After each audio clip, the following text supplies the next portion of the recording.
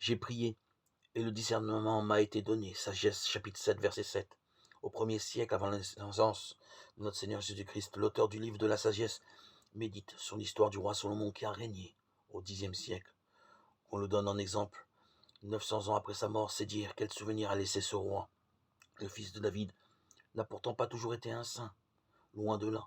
Avide de monter sur le trône alors que son rang ne lui donnait aucune chance. Il avait 3 frères aînés. Il fit ce qu'il fallait pour évincer tout le monde, et lorsqu'il parvint à ses fins, il avait du sang sur la conscience. Cette première étape de sa vie n'avait donc rien d'admirable. Sa conversion coïncide avec le début de ce règne, tant convoité. Réalisant l'ampleur de la tâche, il sauta sans montrer digne. Lors de la première grande cérémonie à Gabaon, à quelques kilomètres au nord de Jérusalem, il eut une vision. Dieu en personne lui apparut et lui promit d'exaucer sa prière.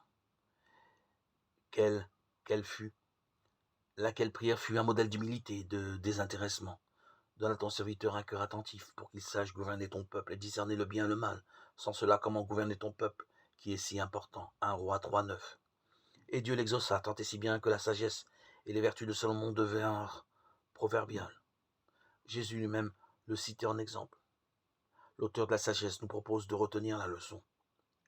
La sagesse au sens biblique, c'est-à-dire la connaissance des mystères de la vie et l'apanage de Dieu. Mais il la partage à quiconque lui demande. Il suffit d'avoir assez d'humilité pour avouer sa pauvreté.